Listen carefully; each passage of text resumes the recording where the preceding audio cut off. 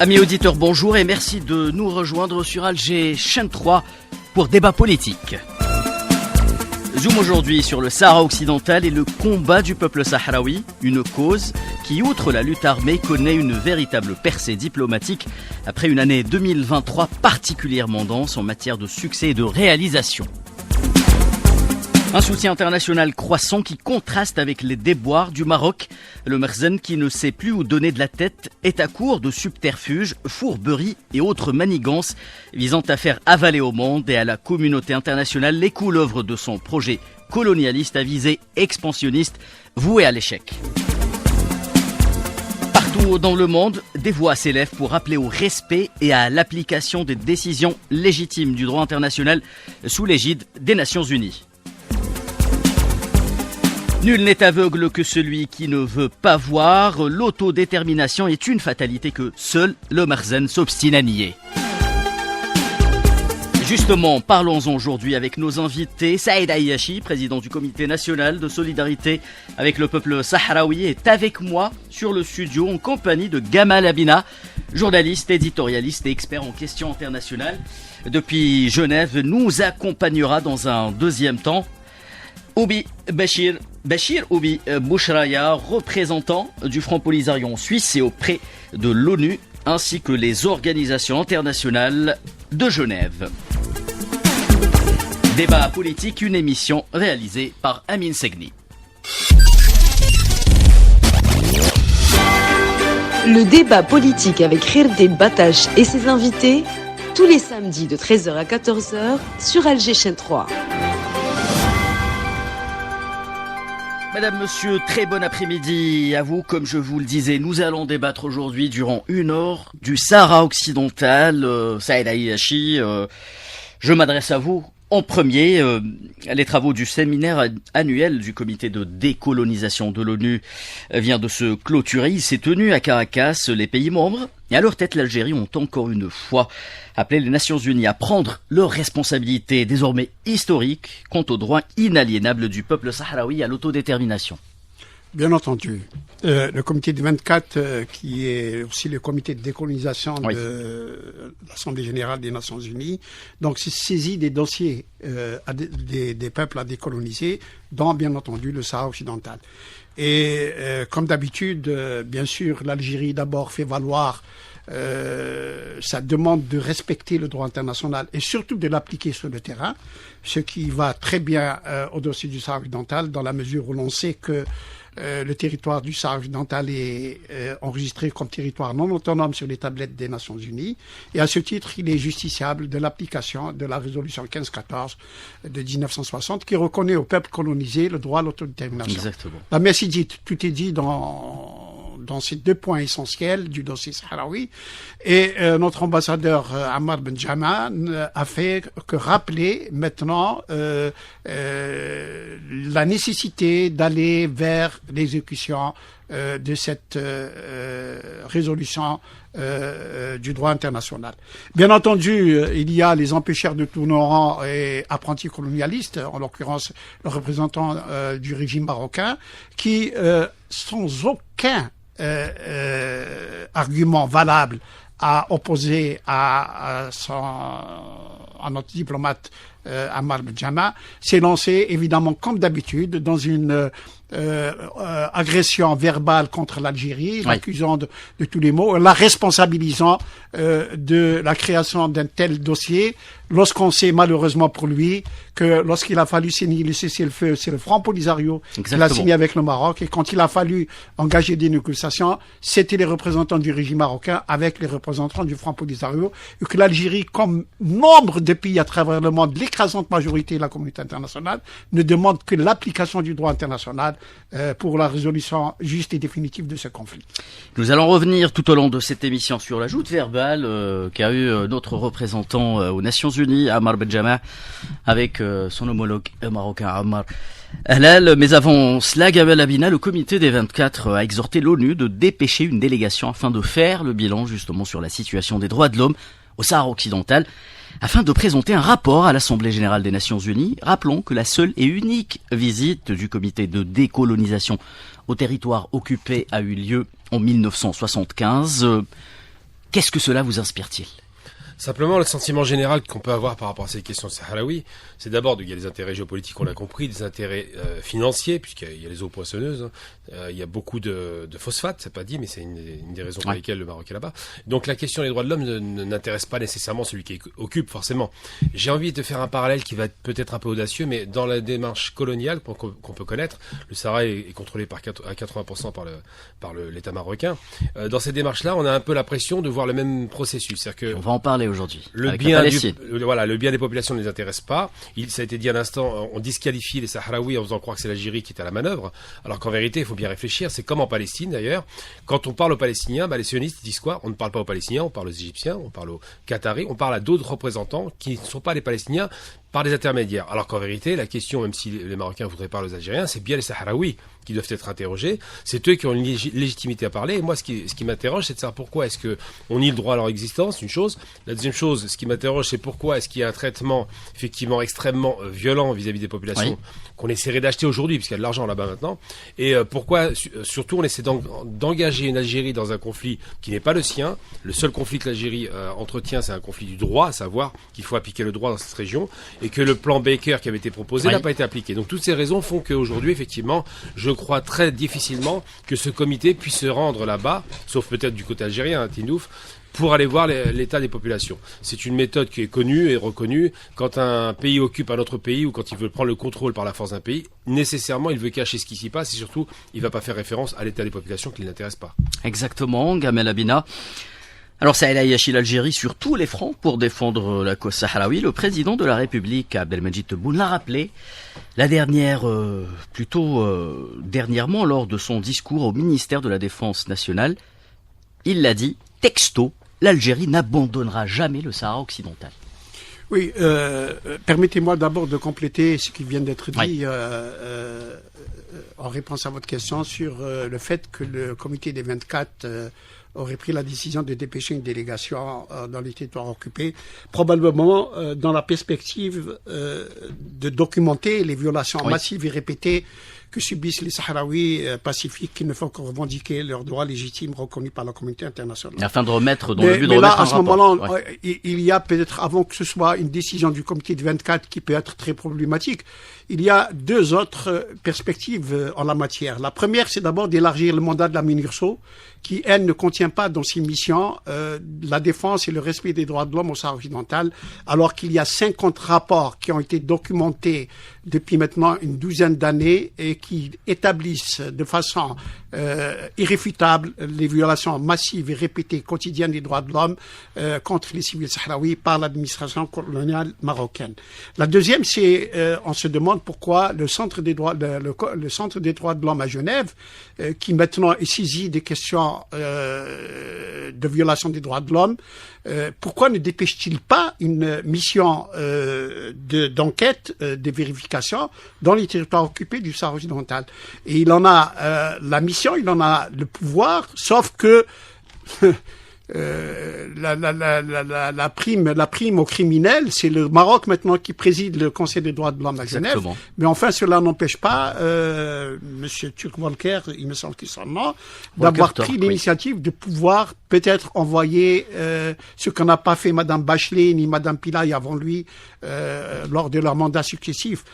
Et donc, par conséquent, il y a ici un silence qui n'est pas du tout à l'honneur des agences de l'ONU en matière de défense des droits de l'homme, lorsqu'on sait qu'il y a, encore une fois, des violations documentées, vérifiées, y compris d'ailleurs par le Parlement européen. Le rapport Tannock date de 2013, lorsqu'il a établi de façon claire ces violations, le département d'État US, bien entendu, mais aussi Amnesty International, Human Rights Watch, Frontline, etc. Votre question que vous posez à propos de ce qu'a dit le président de la République au ministère de la Défense nationale le 8 mai, effectivement, tout simplement pourquoi? Parce que d'abord, l'Algérie a souffert du colonialisme et des violations des droits de l'homme. Et je rappelle quand même que malgré 7 ans et demi de lutte et grâce à cette résilience du peuple algérien et à sa combativité et son esprit de résistance, nous avons dit qu'il est possible de respecter le droit international par l'organisation des référendums d'autodétermination qui s'est passé le 3 juillet, le 1er juillet 1962. Et donc l'Algérie est attachée au principe du respect du droit international et le principe de l'autodétermination des peuples colonisés. C'est le droit international qui le dit. Je rappelle à l'occasion que le concept d'autodétermination est un concept américain. C'est le président Wilson qui l'a proposé. Et donc, par conséquent, aujourd'hui, on s'étonne que la première puissance du monde, qui pourrait forcer à l'application du droit international, ne le fait pas, bien au contraire, elle pousse dans une autre direction qui n'est pas celle conforme au droit international. Et par conséquent, le président de la République l'a rappelé que l'Algérie est attachée à ce principe d'autodétermination. Et en fait, on n'a jamais dit qu'il faut donner l'indépendance aux Sahraouis. On a dit qu'il faut laisser les Sahraouis choisir librement leur destin, tel que le stipule le droit international. Et l'Algérie est énormément attachée à ce principe. Oubi Bouchraya Bachir vient de nous rejoindre à partir de Genève. Bonjour Monsieur Bouchraya, est-ce que vous m'entendez d'abord? Oui, bonjour. Merci pour l'invitation. Alors, très bien.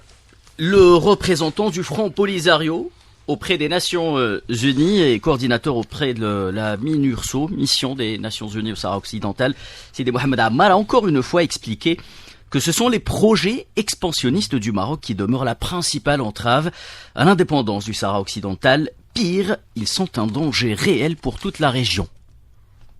Oui, tout à fait, exactement. Ce sont des propos par notre représentant à New York lors de sa participation à la réunion du comité de 24, tenue récemment à Caracas. Oui. Et je crois que le fait que le Sahara occidental et le processus de décolonisation au Sahara occidental soit au centre de délibération de cette réunion, en soi est un fait d'une importance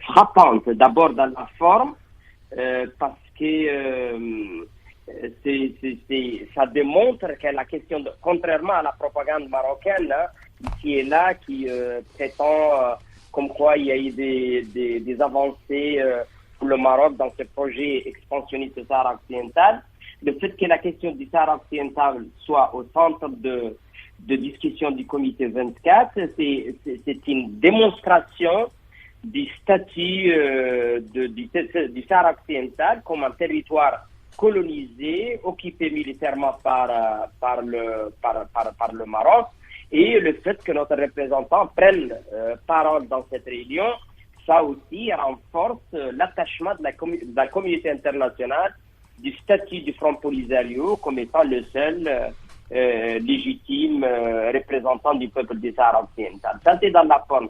Mais dans le fond, vous l'avez suivi tout ça, il y a la grande majorité des pays qui ont intervenu lors de cette réunion ont réaffirmé leur position de soutien à l'application du droit international au Sahara occidental. Dr Ayashi venait d'exprimer la position de l'Algérie dans ce sens. C'est une position constante et s'installe dans la durée sur un principe qui est un principe cardinal dans la politique étrangère de l'Algérie, mais aussi une grande partie d'autres pays participants dans cette réunion, qui en plus de la réaffirmation de leur soutien à l'autodétermination, ils ont aussi appelé à l'ONU pour qu'elle redouble les efforts pour décoloniser la dernière colonie en Afrique, le Sahara occidental, en conformité avec la Charte des Nations Unies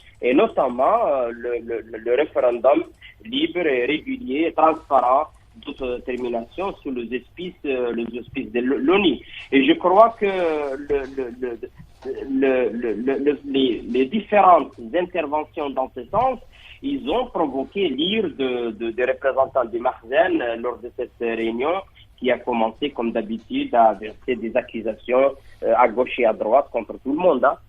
Très bien, merci Obi Boucharaya Bachir. Je rappelle que vous êtes représentant du Front Polisario en Suisse et auprès de l'ONU ainsi que les organisations internationales à Genève. Restez avec nous, nous allons revenir vers vous dans ce débat. Gamal Abina, alors je le disais lors de mon introduction, le soutien international au peuple sahraoui à sa cause va crescendo plutôt désormais. C'est la Grande-Bretagne qui se positionne dans ce dossier. Plusieurs parlementaires britanniques, à l'image de l'ancien chef du Parti travailliste, donc Jeremy Corbyn, ont exprimé leur soutien au référendum d'autodétermination lors d'une séance en présence du chef de la diplomatie britannique. Comment arriver à capitaliser ce succès diplomatique sur le terrain maintenant? Bon, Corbyn, c'est quelqu'un qui est plutôt anticolonialiste. Exactement. Donc il est dans une posture qui est honnête même sur la Palestine. Ouais.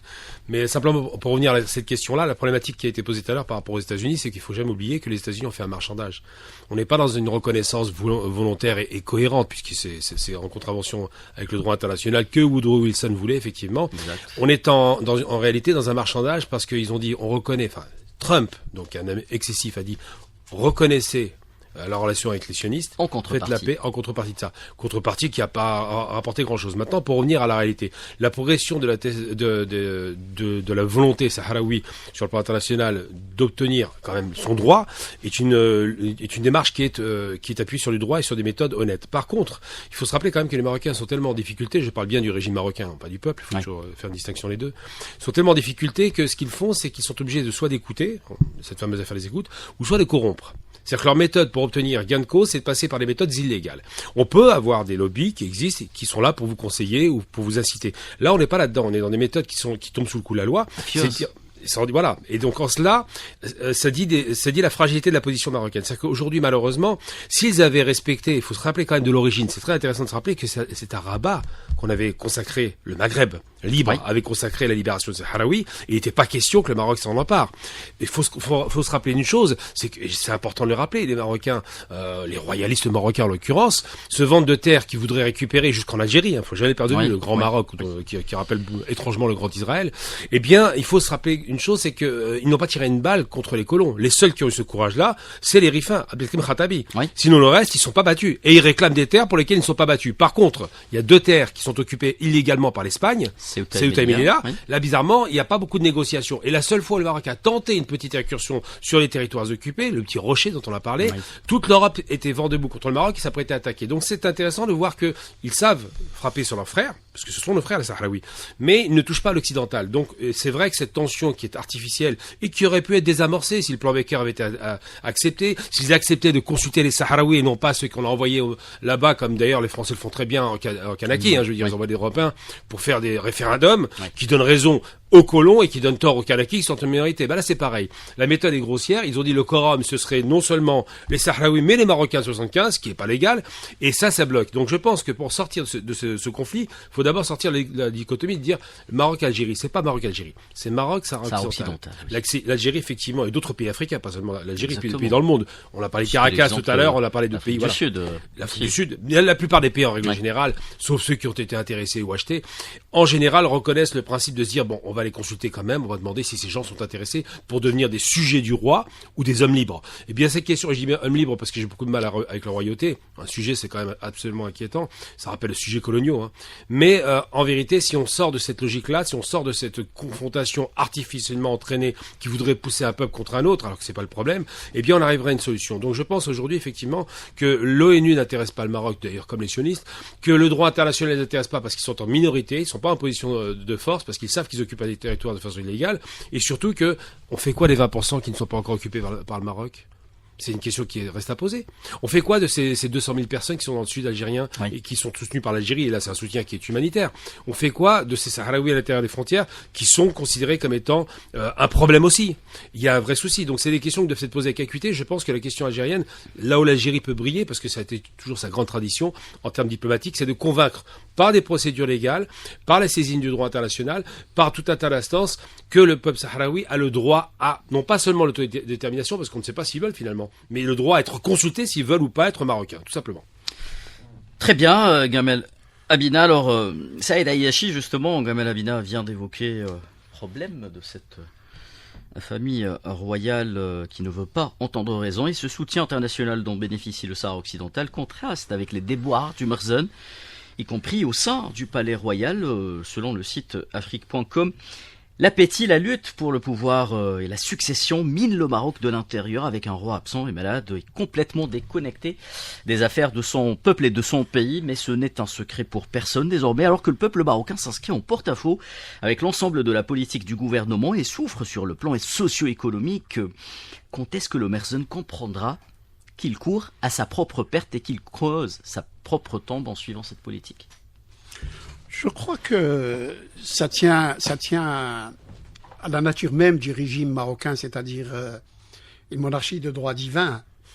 Et il y a deux situations qu'un grand fossé sépare. Il y a le peuple marocain qui vit quasiment dans l'indigence, surtout depuis à peu près 5 ans, où le pouvoir d'achat s'est terriblement érodé pour le Marocain lambda et qui souffre effectivement durablement pour joindre les deux bouts. Et puis il y a le Merzen, cette administration tentaculaire, et évidemment le palais royal qui, lui, a des années-lumière des souffrances du peuple marocain. Mais précisons une chose, les problèmes de succession en fait, n'auront aucun impact, à mon sens. Je suis de ceux qui pensent qu'ils n'auront aucun impact sur cette question, ni celle du devenir du peuple marocain, si ce n'est alors un bouleversement, une véritable révolution que connaîtra le Maroc. Si jamais le système monarchique s'effondre, voilà. Bien sûr. Et d'ailleurs, j'y arrive. Parce que tout simplement, les responsables, si tant est que ce mot soit juste, les irresponsables marocains ont perdu toute indépendance de la décision politique. Ce n'est pas les Marocains, ce n'est pas ni le Premier ministre, ni son gouvernement qui gouverne le Maroc. C'est Azoulay, le conseiller du roi, qui reçoit ses orientations de Paris, Tel Aviv et Washington, et qui gère le Maroc dans l'intérêt de ces grandes puissances en donnant des miettes au peuple et en gavant la bourgeoisie marocaine. Et donc, que ce soit Rachid ou Hassan ou Hicham ou n'importe qui, cela ne va pas changer la donne. Ce qui est important dans cette histoire, c'est de voir si la politique marocaine pouvait évoluer. Or, malheureusement, on a parlé de cette politique expansionniste qui existe depuis Adel El-Fassi et le parti de Sirlen. Mais quand même, constatant que le roi Hassan II a réussi d'agréger la classe politique marocaine autour de ce faux dossier du Sahara occidental en leur faisant miroiter une grandeur du Maroc par une politique expansionniste comme on vient de décrire maintenant. Et cette classe marocaine, cette classe politique marocaine est terriblement médiocre, terriblement crasse, jusqu'au point où un parti islamiste qui, dans ses statuts et pas dans ses déclarations, inscrit la cause palestinienne comme étant sacrée, mais qui, lui, signe la normalisation avec les bouchers de Sabra et Tatila qui sont accueillis à bras ouverts sur des tapis rouges. Et ça augmente le divorce. En plus du divorce économique, il y a un divorce politique entre le peuple marocain et la classe politique marocaine et son roi, qui l'a trahi d'une certaine façon, puisque la cause palestinienne, comme chez tous les peuples musulmans, a une connotation de sacralité pour ces peuples musulmans. Et par conséquent, aujourd'hui, ce n'est pas là qu'il faut. Ce qu'il faut craindre, c'est cette recherche effrénée, éperdue, désespérée de la bilatéralisation du problème, de le sortir de son cadre international juridique qui est défavorable au Maroc pour le placer dans un cadre de voisinage avec l'Algérie. Idéologique, dans ce cas-là. Bien entendu. Et donc de vouloir absolument accabler notre pays, de vouloir chercher une certaine hégémonie sur la région. Et vous entendrez cette rengaine chez certains, dont les Européens avec lesquels on discute, les Américains, qui disent, vous savez, le droit international, c'est vrai, il donne raison aux Sahraouis. Mais si jamais les Sahraouis votent et choisissent l'indépendance comme il est à peu près prévu, c'est l'effondrement de la monarchie marocaine. Or, nous n'acceptons pas l'effondrement de la monarchie marocaine. Voilà, on veut régler un problème par une injustice historique. Et donc, c'est là où la position de l'Algérie, comme celle de l'écrasante majorité de la communauté internationale, le respect du droit international, seulement en laissant les Sahraouis choisir librement leur destin. L'effondrement du dogme de la monarchie marocaine. Oubi, Bachir Bouchraya, la situation des droits de l'homme s'est fortement dégradée dans les territoires occupés. La répression des activistes et journalistes prend une tournure plutôt inquiétante. D'abord, est-ce un signe qui trahit une certaine agonie, justement, du régime marocain, comme on vient de l'évoquer au studio, et qui n'a aucun moyen légitime pour faire valoir ses thèses révisionnistes en ce qui concerne le statut du Sahara occidental, et comment alerter la communauté internationale dans ce cas-là sur ce qui se passe dans les geôles du Merzen? Oui, tout à fait. Je crois que ce qui se passe, pas seulement dans les geôles de Marseille, mais dans l'ensemble du territoire occupé par le Maroc, qui est devenu un peu une prison à ciel ouvert, hein, et ça c'est les témoignages de toutes les organisations internationales, telles que Amnesty, Human Rights Watch, Frontline Defenders, entre autres, et même les mécanismes et les comités de l'ONU. Le Maroc est connu depuis l'invasion jusqu'à aujourd'hui par cette politique de répression comme un instrument systématique pour occuper le Sahara occidental. Et aujourd'hui, ce qui vraiment, quant à la réponse de la communauté internationale, je crois que en plus de l'absence d'un mécanisme de supervision des violations des droits de l'homme au Sahara occidental, la MINURSO est toujours connu par être l'exception parmi toutes les missions de l'ONU quant au mandat sur les droits de l'homme. Et même le Conseil des droits de l'homme au niveau de l'ONU n'a pas réussi jusqu'aujourd'hui à mettre en place un mécanisme pour veiller pour le respect des droits de l'homme au Sahara occidental. En plus de cette absence d'un mécanisme international pour veiller au respect des droits de l'homme, il y a aussi l'impunité du Maroc qui continue exactement à l'instar d'une autre puissance colonialiste, occupante, militaire qu'est Israël. Il continue à jouir d'une impunité et se permettre à refuser à coopérer avec la communauté internationale. À Genève, cette année, mais l'année dernière aussi, il y a eu des décisions de groupes de travail de l'ONU, notamment sur la détention arbitraire, mais aussi sur la discrimination raciale, le comité de l'ONU contre la torture, qui ont dénoncé le Maroc par la répression qui existe au Sahara occidental. Et il y a eu des recommandations très claires de la part de ces organisations pour que le Maroc réponde aux accusations et les actes de répression commis au Sahara occidental. Mais le Maroc continue à refuser à appliquer les recommandations et continue aussi à cette politique plutôt de viser les civils sahraouis par le bombardement massif, surtout dans les zones libérées, qui a touché en plus des Sahraouis aussi des citoyens de pays voisins. Oui. Et donc c'est un régime qui face à cette perte de vitesse, surtout sur le plan diplomatique international et les positions de soutien croissantes vers l'autodétermination du peuple du Sahara occidental, se livre à violer les droits les plus élémentaires au peuple du Sahara occidental. Le Maroc, malheureusement, en plus de feux d'artifice qu'on voit de la propagande marocaine, il y a des faits très clairs qui démontrent que le Maroc se trouve exactement dans les côtés erronés de l'histoire et qui est condamné à perdre cette aventure colonialiste au Sahara occidental. Il y a le peuple sahraoui qui est unanime, c'est le peuple autour du Front Polisario pour le droit à l'autodétermination.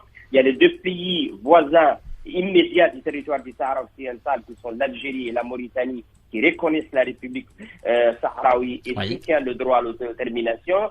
Au niveau de l'Afrique, il y a l'Union africaine, là où la race, à côté du Maroc, siège comme étant un État membre au Sahara occidental. Et membre fondateur pour le cas du Sahara occidental, rappelons-le. Et sur le plan onusien, il y a toujours, et on venait d'évoquer la dernière réunion du comité du 24, c'est un appui à l'autodétermination du peuple du Sahara occidental. Donc, c'est le Maroc, je crois que c'est dans la nécessité, pas seulement du peuple sahraoui, mais aussi de l'ensemble des peuples de la région, que cette aventure expansionniste termine par le respect du droit à l'autodétermination et permettre aux Sahraouis un seul jour de démocratie pour décider sur le statut définitif du territoire du Sahara occidental. Oubi Boucharaya Bachir, représentant du Front Polisario suisse auprès de l'ONU et des organisations internationales de Genève. Restez avec nous, vous êtes sur Alger Chaîne 3, il est 13h30. Le débat politique avec Khirdé Batache et ses invités, tous les samedis de 13h à 14h sur Alger Chaîne 3. Le débat se poursuit justement sur débat politique avec Saïd Ayachi, président du comité national de soutien, de solidarité avec le peuple sahraoui, et Gamal Abina, journaliste, éditorialiste, expert en questions internationales. Monsieur Abina, revenons au droit international, car c'est dans ce sens que le chef de la délégation algérienne à l'ONU, Ammar Benjama, a recadré le représentant du Maroc, Ammar Halal, comme l'a souligné Saïd Ayachi, lors des réunions du comité 24, au sujet de la configuration adéquate du dossier sahraoui. Benjama a déroulé une batterie d'arguments juridiques, politiques et de faits historiques imparables, irréfutables, replaçant le débat sur le Sahara occidental dans son cadre originel, celui d'un processus inachevé de décolonisation, rien de plus, rien de moins. Le problème, c'est que Omar Hillel, qui est pas un fin diplomate, loin s'en faut, qui est assez grossier, qui est peu éduqué à la diplomatie manifestement et qui est toujours dans l'outrance. J'ai vu une prise de parole une fois qui était caricaturale, où il donnait le sentiment qu'ils étaient victimes, qu'il y avait des bourreaux, que l'Algérie n'était pas dans une position effectivement de respect du droit. Cet homme ne parle pas de droit, il parle juste de posture politique. Et on peut expliquer cela. L'Algérie s'appuie sur le droit parce que déjà ce qui a libéré l'Algérie, c'est le droit. Il ne faut pas oublier qu'en dehors de la lutte de décolonisation et de la vaillante bataille des Algériens pour libérer leur territoire, la victoire a été obtenue à l'ONU, consacré parce que les condamnations se multipliaient vis-à-vis de la puissance occupante. Et c'est pareil pour la question du Sahara occidental. C'est-à-dire que ces hommes-là ne parlent pas de droit, ne parlent pas de principe, ne parlent pas de respect des populations, ils parlent d'intérêt. Et j'ai envie de parler de 3 éléments qui sont fondateurs dans leur rapport au Sahara. Il y a 3 éléments qui intéressent. D'abord, la question économique, j'en ai parlé tout à l'heure. Il y a beaucoup de phosphates, il y a beaucoup de poissons, l'exploitation halieutique est importante, enfin pour l'instant elle l'est pas, mais elle peut le devenir. Donc il y a un intérêt financier parce que le Maroc est en grande difficulté, j'en parlais juste après. Il y a un aspect géopolitique, un pays qui fait 400 000 km2 doublerait sa surface instantanément, donc c'est le prestige d'un grand État, un grand royaume qui se reconstituerait de leur point de vue, même si ce royaume n'a jamais vraiment existé.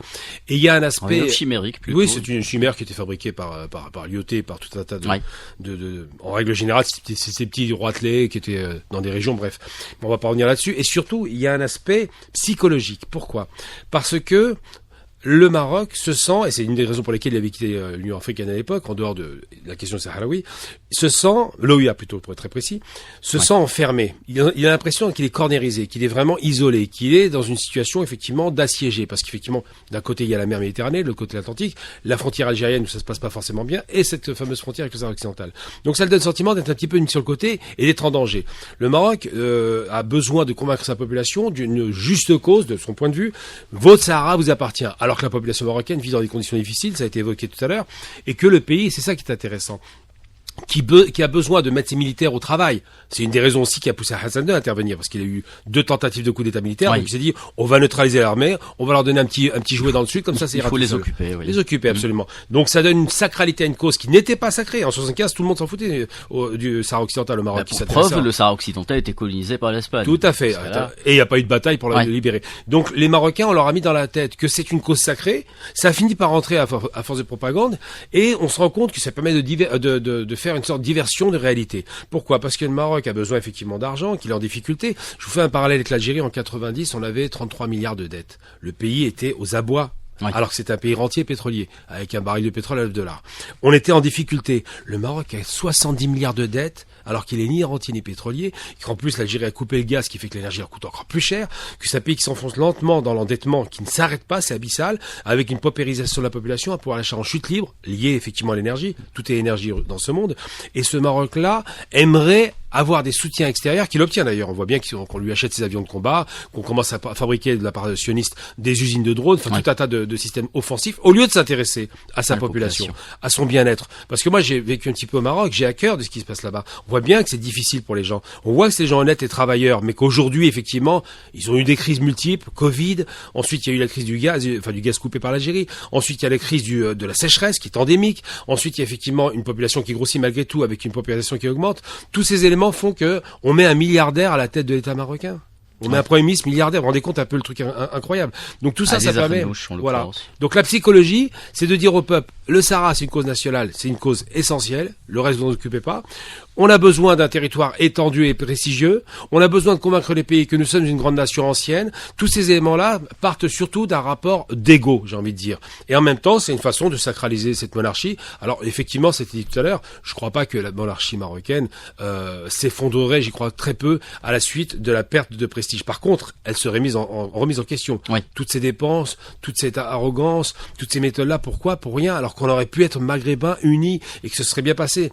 Et c'est en cela que je dis aujourd'hui, effectivement, le rapport psychologique, économique et le rapport géopolitique, à savoir une superficie importante, joue pour beaucoup dans la balance au Maroc. Mais encore une fois, je le répète systématiquement, moi j'aime beaucoup le Maroc. Je considère qu'on devrait d'abord s'occuper de décoloniser Ceuta et Melilla, parce qu'il y a 3 territoires qui ont été occupés. Il y a Sahara occidental, Ceuta et Melilla. Faut pas les oublier. Oui, très bien. Saïd Ayachi, peut-être un mot sur l'intervention de Ammar Benjama au comité 24 au Venezuela et les arguments qu'il a opposés aux élucubrations de Ammar Halal. Bien sûr, j'allais dire nos diplomates successifs, aussi bien d'ailleurs à Genève qu'à New York, quand ils sont dans les enceintes de l'Organisation des Nations Unies, sont maintenant coutumiers de ces altercations avec les homologues, avec les représentants du régime marocain.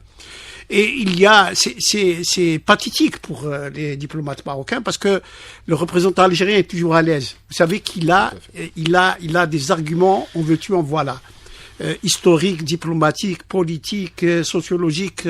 Il est très à l'aise, notre diplomate, et Ammar Benjama l'a démontré lorsqu'il a sorti tout un arsenal d'arguments, d'ailleurs, recevables dans leur totalité. En face, le représentant du régime marocain n'a aucun argument possible. Ouais. Sur aucun plan du tout. C'est une agression contre un pays qui n'est pas le sien et à court d'arguments, je le répète, et il joue la bilatéralisation du problème avec l'Algérie. Ouais. D'autant plus qu'il a affaire aux diplomates algériens et tout de suite les accusations fusent et les insultes et l'agression verbale. Ouais. Et donc c'est en ce sens que il y a toujours de la part de nos diplomates une sérénité et un calme olympien pour qu'ils déroulent leur argumentaire de façon méthodique, de façon professionnelle, face à quelqu'un qui joue les voyous. Et Omar Hillel, on a toute l'étiquette, on a vu comment il a agi à Genève et comment il a agi à New York, loin de tout professionnalisme, loin de toute diplomatie, mais il est là justement pour polluer le dossier, pour parasiter le débat et pour, j'allais dire, d'une certaine façon, dérouter les autres membres du comité. Ce qui n'est pas fait parce que les arguments algériens sont irréfutables, ils sont recevables dans leur totalité et les gens acquiescent à l'argumentaire du diplomate algérien qui d'ailleurs a fini par avoir raison sur la question. Oubi Bouchraya Bachir, ce qui hérite au plus haut niveau le régime du Barzen actuellement, vous l'avez souligné au début d'émission, c'est le fait que la cause sahraoui trouve un écho auprès de la cause palestinienne, car cela fait prendre conscience au monde entier qu'il s'agit aussi d'une affaire de décolonisation, y compris au sein des instances internationales.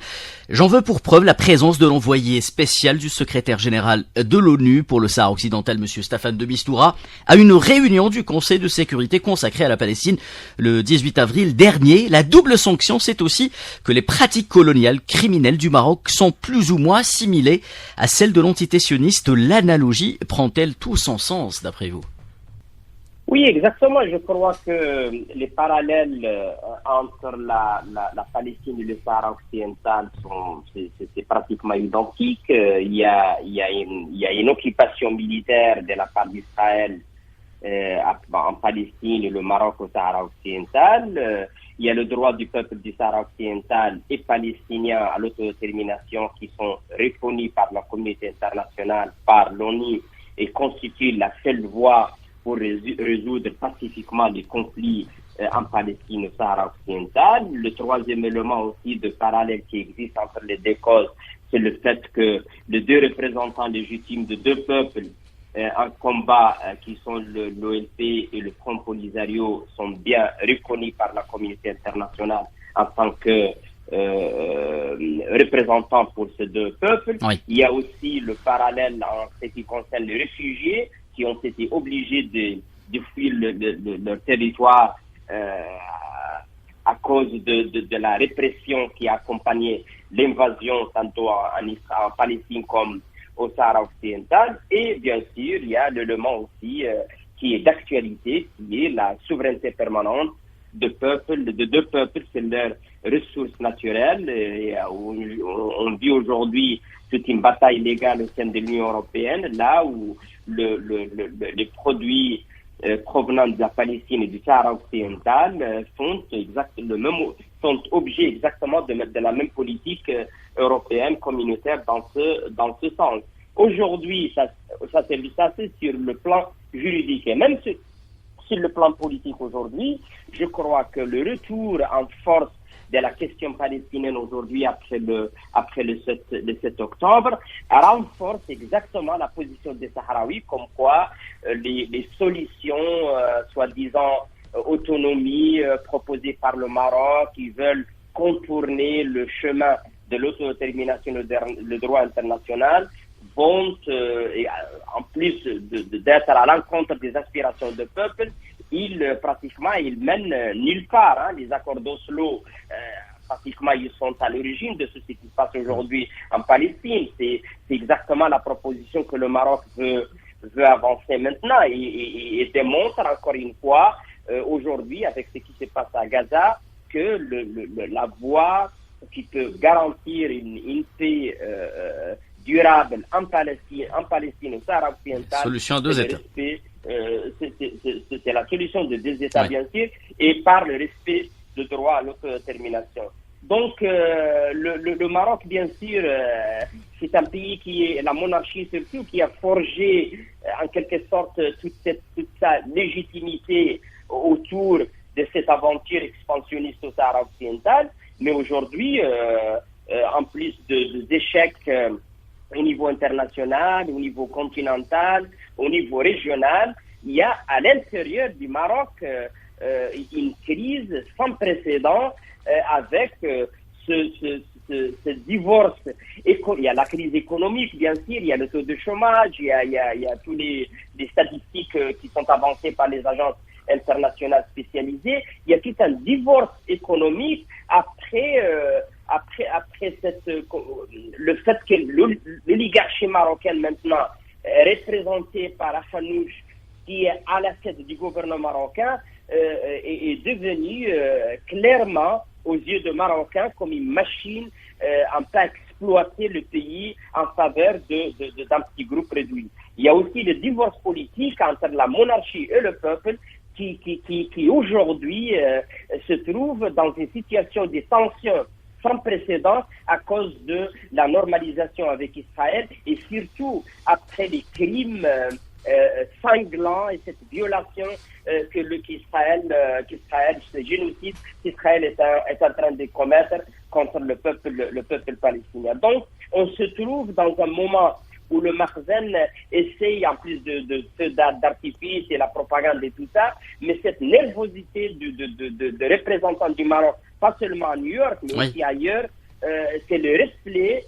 d'une grande perte de vitesse. Et je crois que le moment est venu pour que le Conseil de sécurité, la communauté internationale, en tire les leçons et exerce les pressions nécessaires sur le Maroc pour aller dans la voie de la paix et permettre aux Sahraouis leur droit à l'autodétermination. Saïd Ayachi, un mot, oui. Je voudrais juste compléter ce que vient de dire Sil Bachir à propos de votre question sur les similitudes ou le parallèle entre les deux dossiers. La presse titrait le 19 avril que faisait de Mistura dans une réunion du Conseil de sécurité consacrée à la Palestine. Passons sur la similitude physique. Vous avez un mur en Cisjordanie, il y a un mur au Sahara occidental. Mais surtout, 2 points essentiels. Ce sont 2 États, l'entité sioniste et le régime marocain, qui développent avec acharnement une politique expansionniste qui est inscrite dans les gènes de leur régime, d'une part, le Grand Maroc pour l'un, le Grand Israël pour l'autre, et là on voit que c'est encore la recherche de la terre. Israël ne cherche que la terre à s'agrandir, le Maroc ne cherche que la terre pour s'agrandir. Et puis un autre élément qui lui est... Et même le récit entre guillemets messianique est le même. Messianique, bien entendu, historique pour l'un, messianique pour l'autre, bien entendu. Et puis il y a ce constat malheureux, ce sont les 2 seuls États au monde qui ne respectent pas les résolutions des Nations Unies du Conseil de sécurité. Il y a une centaine de résolutions qu'Israël ignore superbement. Il y a une 50aine pour le Maroc. Et comble d'inquiétude, c'est que ils ont le même protecteur qui ne permet pas de passer du chapitre 6 au chapitre 7 pour rendre ces résolutions contraignantes pour l'un et pour l'autre, pour enfin voir, lorsqu'on sait que la responsabilité du Conseil de sécurité, c'est de veiller à la paix et à la sécurité internationale. Non, on préfère laisser les troubles se multiplier, mais protéger ses protecteurs.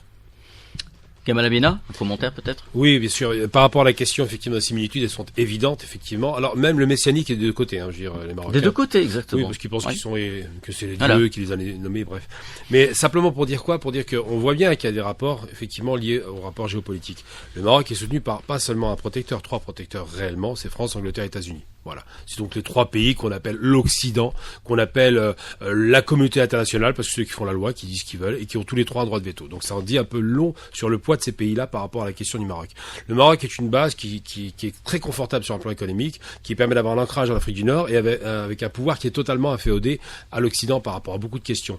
Et tout à l'heure, vous aviez fait référence à une chose intéressante, vous aviez dit qu'effectivement, le PJD, parti islamiste, frères musulmans qui était au pouvoir, rappelons-le. Qui était au pouvoir au moment de la signature de cette trahison du peuple marocain. Oui. Ils ont trahi le peuple. Et ben la sanction était immédiatement tombée, et ça on l'a pas fait attention. Le PJD perd le pouvoir parce que le peuple tout à fait, parce que le peuple lui reproche cette trahison. Parce que c'est dans sa charte, parce que c'est fondamental dans tous les partis dits islamistes ou fréristes qui s'inscrivent dans la logique del Quds. Donc c'est vrai que cette trahison, c'est d'autant triste à dire que certains partis dits de gauche et d'extrême gauche européens n'ont pas trahi justement cette tradition qui était inscrite. Exactement. Et c'est en cela que je dis le rapport de force. Alors après, ils ont perdu le pouvoir et puis ils ont commencé à parler sur la question palestinienne. Mais c'est trop tard. On peut pas se positionner a posteriori alors qu'on était aux commandes.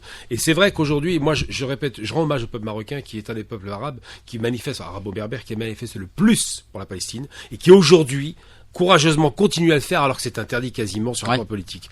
Je rends hommage au peuple rifin parce qu'il a été le premier, il faut jamais oublier ça, le premier à libérer un pays africain. C'est Abdelkrim Khattabi qui a été un modèle pour l'Algérie. Faut jamais tomber dans le piège de dire on est divisé. Non, les peuples maghrébins se connaissent. Les peuples maghrébins se sont donné des éléments de communication et d'émancipation. Abdelkrim Khattabi était un admirateur de l'émir Abdelkader, d'où son blason d'ailleurs. Et tout ça pour dire que aujourd'hui, la question qui se pose, c'est une question politique et une question de pouvoir. Ce n'est pas une question populaire. Ce n'est pas une question géopolitique qui intéresse le peuple marocain qui est en difficulté économique. C'est une question de prestige de la part de ce qu'on appelle le Marzen ou simplement le roi. J'ai rencontré une fois le roi à Paris. Je vous le cache pas, j'étais très surpris du personnage. J'ai trouvé sympathique, courtois. Et j'ai pas eu le sentiment que cet homme-là était imbibé de cette idéologie. J'avais l'impression que réellement, c'est pas réellement lui qui décidait. On a l'impression qu'il était un peu en périphérie. Alors je dis pas qu'il a rien fait, mais ce que je dis, c'est que le sentiment qu'il me donnait, c'est pas celui d'un homme agressif ou quoi. En revanche, dans son entourage, là par contre, les visages tombent directement. On sait à qui on a affaire. Un Premier ministre milliardaire, il y a un problème. On va au Maroc, on a des montagnes de milliardaires. Je parle des zones géographiques qui s'appellent montagnes milliardaires. C'est vous dire un peu le rapport entre les extrêmement riches, avec des Ferrari, je ne sais, et des pauvres qui sont mendiants dans la rue. C'est un truc incroyable. Et ça me fait mal au cœur parce que finalement, si les Marocains n'avaient pas peur du Sahara occidental, de la réponse sahraoui, et je le dis depuis toujours, ça fait 10 ans que j'évolue dans les médias français, j'ai toujours dit par rapport à ces questions-là, je ne demande rien à la place sahraoui, s'ils veulent être marocains, qu'ils le soient, s'ils ne veulent pas l'être, qu'ils ne le soient pas, c'est tout, ni plus ni moins. La position algérienne est celle-ci. C'est texto ce qui a été avancé par le président de la République. Ce qui est normal, on n'a pas à se positionner à la place des peuples. Si l'Algérie dit que les Sahraouis doivent choisir, ils sont dans leur bon droit. Et si les Marocains refusent ce choix, et Et là, la similitude, elle revient. Ça revient à dire, comme les sionistes, que le peuple sahraoui n'existe pas et qu'ils n'ont pas voix à la parole. Et ça, c'est intolérable. Oui, Bouchraya Bachir, alors, pour tenter de mettre un voile sur la vérité, cette vérité que mes invités viennent d'évoquer, le Barzen est prêt à tout. Il est rattrapé de partout par les scandales. Dernière en date, ouverture par le parquet belge sur une éventuelle, d'une enquête sur une éventuelle ingérence. L'image du Maroc en Europe est fortement écornée, voire dégradée par ces pratiques de voyous dignes des heures les plus sombres du Far West. Pourtant, l'Union européenne, qui a dû reculer dans l'affaire de l'accord de pêche, continue de soutenir indirectement l'occupation, notamment à travers des investissements dans les territoires sahraouis occupés.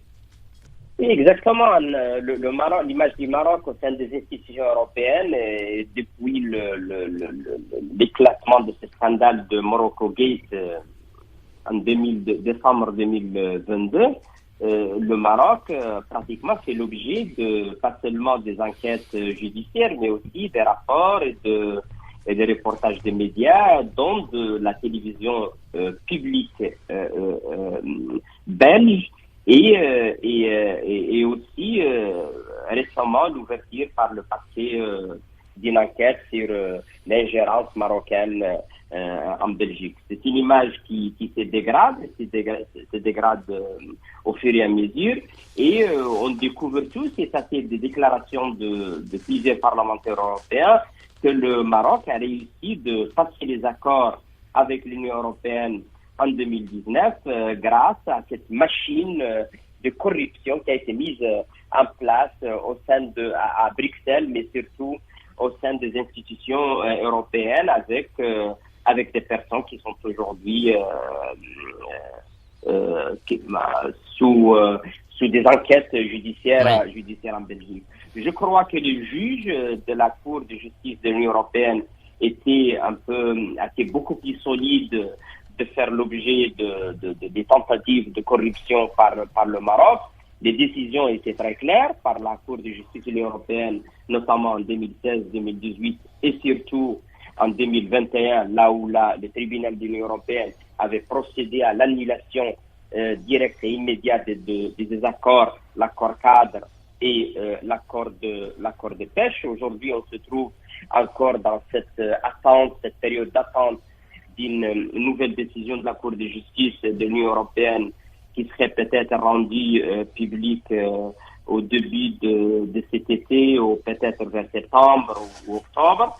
Et on est toujours dans l'optimisme, comme quoi la jurisprudence est solide et consolidée d'une façon progressive, et nous espérons que la nouvelle décision va confirmer exactement la souveraineté du peuple du Sahara occidental sur ses ressources naturelles et la nécessité de consulter le peuple sahraoui à travers le Front Polisario avant de procéder à un éventuel renouvellement de ces accords. Le Maroc perd parce que le droit est totalement à côté des Sahraouis, et je crois que la Cour de justice de l'Union européenne, sa nouvelle décision, comme l'a fait déjà la Cour africaine de droits de peuple et droits de l'homme, mais il faut rappeler aussi qu'en septembre 2022, la Cour africaine avait réaffirmé le fait que le Maroc occupe une partie du territoire de la race, et a appelé le peuple africain à se solidariser avec le peuple sahraoui, et a mis aussi en garde tous les pays africains de s'abstenir de faire des démarches qui peuvent porter préjudice aux aspirations du peuple du Sahara occidental. Et je crois que dans ce cadre exactement s'inscrit cette initiative du Maroc d'ouvrir des consulats fantômes dans des différentes villes occupées du Maroc, et on est dans une démarche bien pensée de la part du Front Polisario d'explorer toutes les avenues légales pour faire valoir le droit légal du peuple du Sahara occidental, pas seulement sur les ressources naturelles, mais aussi son droit essentiel à l'autodétermination et à l'indépendance. Saïd Ayachi, Oui, Bouchara Bachir vient d'évoquer le Front Polisario, justement. Il vient de célébrer le 10 mai dernier, le 51e anniversaire de sa création. Il est aujourd'hui, plus que jamais, l'unique représentant légitime des aspirations politiques du peuple sahraoui. Et cette légitimité se renforce à la fois par sa capacité à organiser la lutte armée contre l'occupant, mais également à porter haut et fort le dossier diplomatique. Bien entendu, vous faites bien de rappeler quand même ce 51e anniversaire d'abord de la création du Front Polisario le 10 mai 73, mais aussi le 50e anniversaire de la première grande bataille contre l'armée espagnole, Al-Khanga, le 20 mai 73. Et déjà le Front Polisario se battait contre le colonisateur, j'allais dire, originel, en l'occurrence le Royaume d'Espagne. Et aujourd'hui, le Front Polisario a repris la lutte, je le rappelle, donc dès l'invasion marocaine en 75, et de 75 à 91, l'armée de libération du peuple sahraoui a taillé des croupières à l'armée marocaine. Et c'est le Maroc qui a demandé le cessez-le-feu. C'est le Maroc, Hassan II, qui a demandé le cessez-le-feu pour mettre fin à sa déroute militaire au Sahara occidental. Et les Sahraouis qui n'aiment pas la guerre pour la guerre ont accepté le cessez-le-feu à condition qu'on leur organise. Ils n'ont pas dit donnez-nous l'indépendance. Ils ont dit non, faites-nous ce dont on a droit, c'est-à-dire le référendum d'autodétermination, et laissez notre peuple décider de son sort, ce qu'a accepté le Maroc sous les auspices des Nations Unies. Et aujourd'hui, malheureusement, nous voyons comment le Conseil de sécurité, d'année en année, ça fait 33 ans que les Sahraouis attendent ce référendum de détermination, malgré qu'il a été créé une mission des Nations Unies, en l'occurrence la MINURSO, uniquement pour organiser le référendum. Donc institué par le droit international. Bien entendu. Et que Hassan II a bloqué dès 97. Parce que tout simplement, ces services de renseignement lui ont rapporté que dans n'importe quel cas de situation, les Sahraouis choisiront l'indépendance, et par conséquent, ils ne voulaient pas, après avoir eu une stabilité avec ce dossier qu'il a vendu à sa classe politique dépravée, et donc par conséquent aujourd'hui, oui, le Front Polisario, fort de sa légitimité populaire, représente le peuple sahraoui. Il a été en justice, comme si Bachir vient de le rappeler, devant la Cour de justice de l'Union européenne, laquelle il faut rendre aujourd'hui, mes amis, il faut rendre justice à ces magistrats de la Cour de justice de l'Union européenne. Il faut rendre justice aux magistrats belges rappelons que qui ont été incorruptibles, qui ne sont pas laissés influencer. Et donc, après avoir que le Marzen ait installé une machine de guerre dans le Parlement européen, c'est une violation caractérisée de la souveraineté européenne. Et malgré cela, nous avons von der Leyen et consorts qui restent encore très attachés au lobby marocain parce qu'ils sont grassement payés. Et bien entendu, nous attendons maintenant la Cour de justice de l'Union européenne, nous attendons bien entendu cette nouvelle affaire qui est développée par les traités. En une minute. Très rapidement. Justement, on va parler d'hypocrisie, là, et je vais rentrer dans le tas. Comme je viens de France pour le coup, Stéphane Séjourné a eu une parole extrêmement douteuse. Chef de la diplomatie française. Tout à fait, le nouveau chef qui est très peu expérimenté, a une parole douteuse. Il avait dit récemment que nous allons faire un train, un TGV vers Dakhla, expliquant que le Maroc respectait sa population et développait le royaume, en incluant le Sahara occidental, en contravention avec la France. Donc ça vous dit un petit peu le niveau, quoi. Et justement, je voulais terminer sur le cas de la France en rappelant que le Parlement français a reçu il y a quelques semaines de cela la combattante sahraoui Sultana Khaya et le représentant du Sahara occidental Hamid Sedati, digne représentant de la cause du peuple sahraoui Saïd Ayachi. L'Union des étudiants de France a de son côté annoncé son soutien au principe d'autodétermination, alors que le Maroc tente par le biais de sa politique de courtisanerie de rallier la position du gouvernement français. Le 7 janvier 2021, débat à l'Assemblée nationale française sur l'évolution de la situation Sahara occidentale s'était transformé, rappelez-vous, Yamal Abina, en procès politique pour les régimes marocains et français concernant leur alliance pour tenter de faire enterrer l'affaire. Malheureusement, ça sera le mot de la fin, de cette émission. Je rappelle, débat politique animé aujourd'hui par Saïd Ayachi, président du comité national algérien de soutien et de solidarité avec le peuple sahraoui. Gamal Abina, journaliste, éditorialiste, expert en questions internationales et depuis Genève, était avec nous par téléphone. Oubi Boucharaya Saïd, représentant du Polisario en Suisse auprès de l'ONU et également des organisations internationales de Genève. Débat politique, une émission réalisée par Amine Segni. À la semaine prochaine.